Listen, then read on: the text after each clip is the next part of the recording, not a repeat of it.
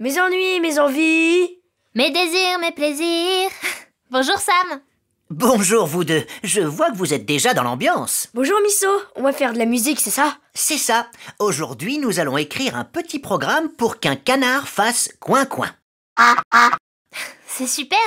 Et il pourra faire d'autres sons? C'est prévu, nous allons même enregistrer nos propres sons. Je parie qu'il faut d'abord choisir le canard dans la bibliothèque des lutins, n'est-ce pas Misso? Exactement Zoé, en anglais un canard se dit duck. Bien, maintenant que nous avons ajouté le canard, nous allons écrire un programme pour qu'il fasse coin-coin quand on clique sur le drapeau vert. Commençons par cliquer sur l'onglet Script et depuis la palette Événements de couleur marron, faisons un glisser-déposer du bloc Chapeau quand drapeau vert pressé dans la zone de script. Maintenant, depuis la palette Son de couleur fuchsia, on glisse et dépose le bloc Jouer le son Duck en dessous du bloc quand drapeau vert pressé. Oh, je peux essayer, s'il te plaît? Oui, vas-y Sam, pense à vérifier le volume de ton ordinateur avant de cliquer sur le drapeau vert pour démarrer ton programme. Mais j'entends rien. Attends, je mets le volume au maximum. Bon réflexe Sam, bravo. Vous voyez, chaque fois que vous cliquez sur le drapeau vert, le canard fait coin-coin. Et est-ce qu'on peut demander à l'ordinateur de répéter automatiquement plusieurs fois l'opération? Bonne question Zoé. Oui, c'est possible. Depuis la palette Contrôle de couleur jaune, on glisse et dépose le bloc Répéter 10 fois et on lâche le bouton de la souris lorsqu'il entoure le bloc Jouer le son Duck. Zoé, essaie maintenant en cliquant sur le drapeau vert. Mais on entend un seul coin-coin. C'est normal, Misso? Eh oui, c'est parce que ça va trop vite. L'ordinateur n'a pas le temps de jouer le son Duck jusqu'au bout. Il faut donc remplacer le bloc Jouer le son Duck par le bloc Jouer le son Duck jusqu'au bout. Zoé, tu peux nous dire comment faire? Eh bien... Ah, je prends le bloc Jouer le son Duck, je le glisse et dépose sur la palette de blocs pour le supprimer. Ensuite, depuis la palette Son, je glisse et dépose le bloc Jouer le son Duck jusqu'au bout, à l'intérieur du bloc répéter 10 fois. Et moi, je clique sur le drapeau vert pour tester. Oh, ça y est, on entend le canard faire coin-coin 10 fois maintenant. Et pour arrêter le programme, on appuie sur le bouton Stop. Bien sûr, on peut changer le nombre de coin-coin en modifiant le chiffre dans le bloc Répéter 10 fois.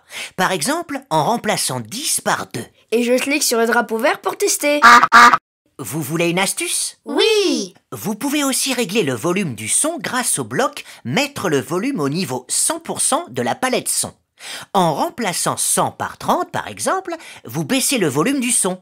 Essayez avec 10 pour voir ce que ça donne. Est-ce que maintenant le canard peut faire d'autres sons? Oui Sam, comme pour le canard qui fait coin-coin, chaque lutin a ses propres sons. Mais si le son par défaut ne vous plaît pas ou si vous voulez en changer, c'est possible. Il suffit de choisir un autre son dans la bibliothèque de sons. On essaie? On y va. Par défaut, le son du canard est Duck. Pour ajouter un autre son, il faut cliquer sur l'onglet Son, puis sur la première icône en forme de haut-parleur pour choisir un son dans la bibliothèque. Ah, c'est classé par catégorie et par ordre alphabétique, comme dans la bibliothèque des lutins. Bien observé, Zoé, c'est exact. Alors, pour écouter les sons, il suffit de cliquer sur l'icône de lecture avec la flèche située à côté des sons. Et à l'aide de la barre de défilement sur le côté de la fenêtre, on fait défiler les sons pour en choisir un. On peut écouter le son de Loi? Ok, je clique sur Loi, Goose en anglais, et je clique sur le bouton OK en bas à droite de la fenêtre. Alors comme ça, un lutin peut avoir plusieurs sons. Exactement, Sam. Notre canard a maintenant 2 sons, Duck et Goose. Tu peux cliquer sur le bouton lecture pour écouter le son et si tu veux, tu peux en supprimer un en cliquant sur la petite croix à côté de l'icône du son. Après avoir choisi un nouveau son pour ton lutin, on doit aussi changer le son qu'il émet. Il faut donc cliquer sur l'onglet Script et dans le bloc Jouer le son Duck jusqu'au bout, on clique sur la petite flèche à côté de Duck et on remplace le son Duck par le nouveau son en le sélectionnant dans le menu déroulant. Vous voyez, je sélectionne maintenant le son Goose. Et moi, je clique à mon tour sur le drapeau vert pour écouter le nouveau son. Un canard qui fait le bruit de Loi, c'est rigolo. Et pensez bien à sauvegarder votre programme en cliquant sur Fichier puis sur Sauvegarder dans le menu. Et toi, saurais-tu faire aboyer un chien, dog en anglais, ou miauler un chat, cat, lorsque le drapeau vert est pressé? Tu peux aussi faire le bruit d'un vaisseau spatial. Amuse-toi avec les lutins et les différents sons qui existent. Et rappelle-toi, Chaque lutin a un son par défaut que tu peux modifier dans l'onglet Son en choisissant un autre son dans la bibliothèque des sons.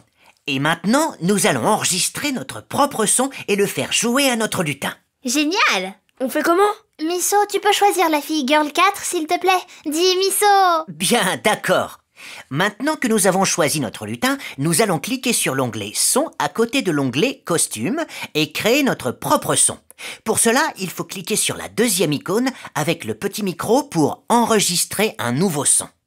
Vérifie que tu as bien un micro sur ton ordinateur. Sinon, demande de l'aide. Oui, on va maintenant pouvoir enregistrer un son. Donc, il faut cliquer sur le bouton d'enregistrement, le troisième avec un petit rond.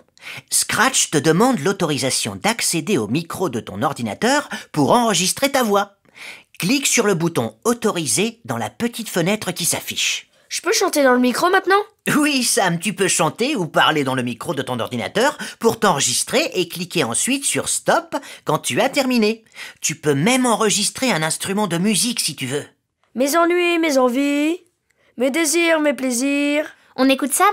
Je clique sur le bouton lecture? Oui, on y va. Regarde le graphe qui Mes te ennuis, montre mes les ondulations envies, de ton son. mes désirs, Pour arrêter mes la plaisirs. lecture, tu cliques sur le bouton Stop. Et si tu t'es trompé ou que tu n'aimes pas ce que tu viens d'enregistrer, clique de nouveau sur le bouton Enregistrer. Tu peux enregistrer plusieurs sons pour un lutin si tu veux. Et pour identifier ton son plus facilement, n'oublie pas de lui donner un nom.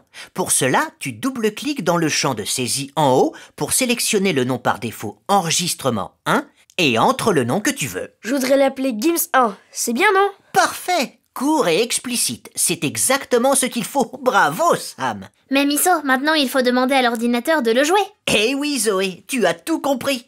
Alors pour cela, on clique sur l'onglet Script.